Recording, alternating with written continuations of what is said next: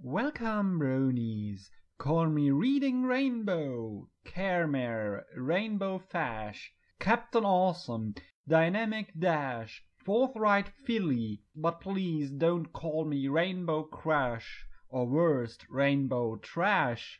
You should call me Redhatbrony instead. Yes, call me Redhatbrony.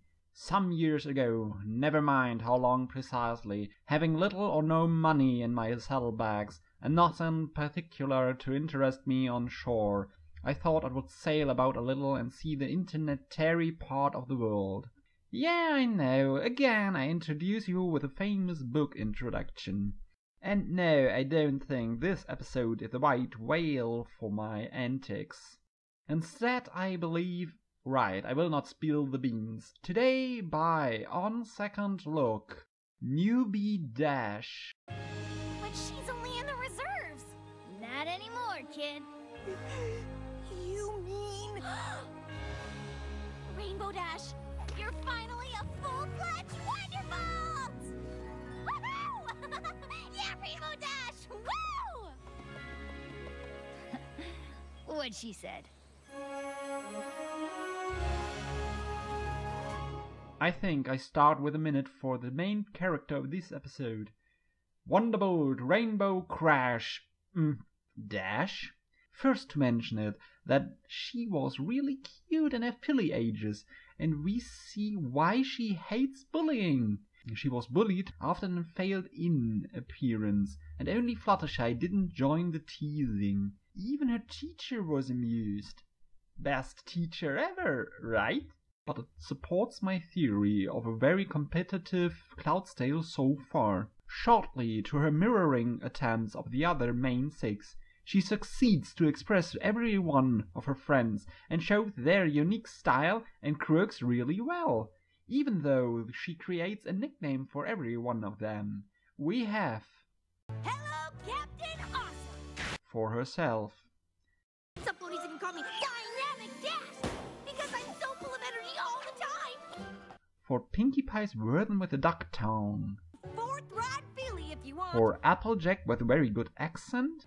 Reading Rainbow. For Twilight and... Yes, she uses a pun on her own. Caremare. Finally for Fluttershy. Rainbow Fash for nothing.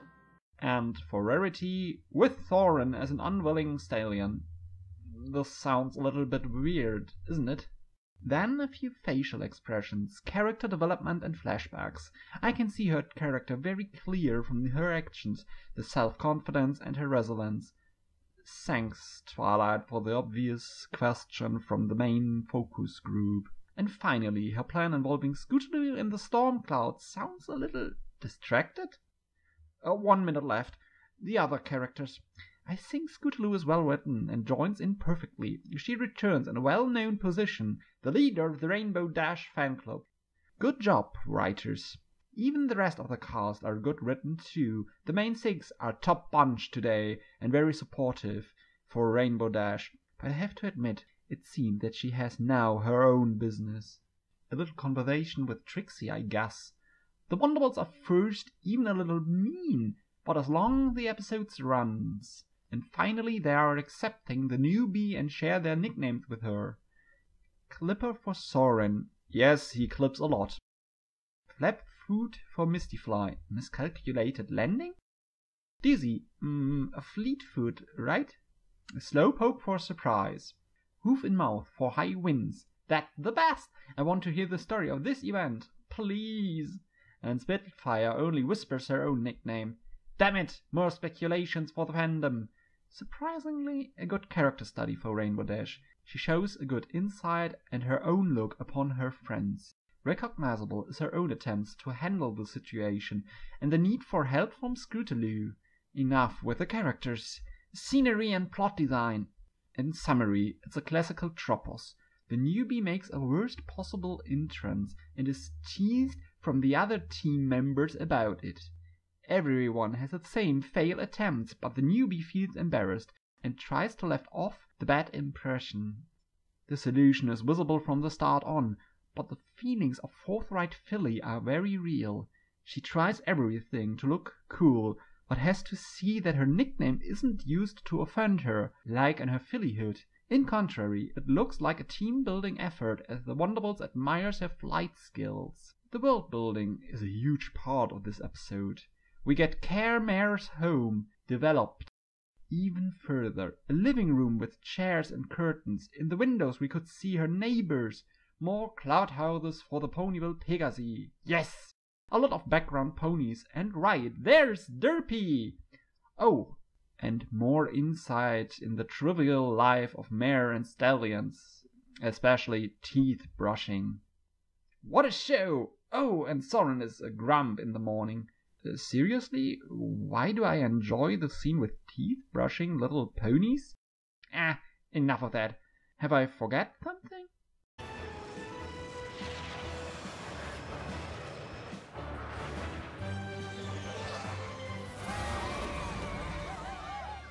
hope Spike and Pinkie Pie are done getting their snacks, or they're gonna miss Rainbow Dash.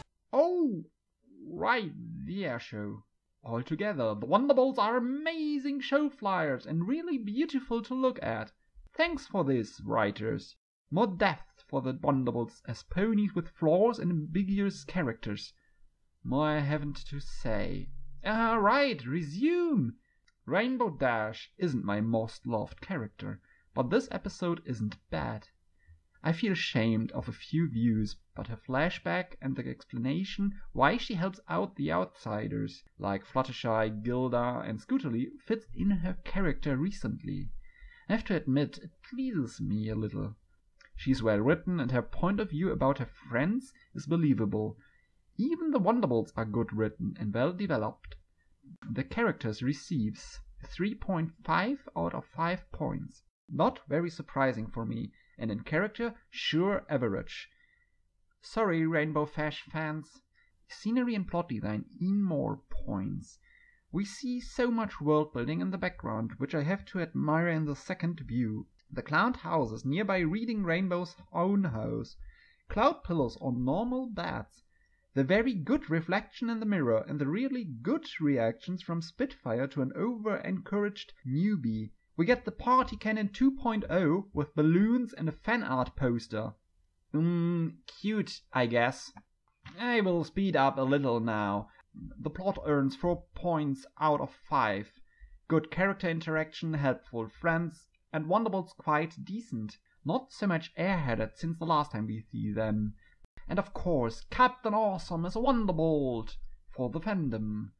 One step of the end from this series. One has gaining her lifelong dream. Too pessimistic? Totally, the episode receives 3.5 out of 5 points. Average for me. Sorry again to all Dynamic Dash fans. I will try to like her more, but it doesn't fit.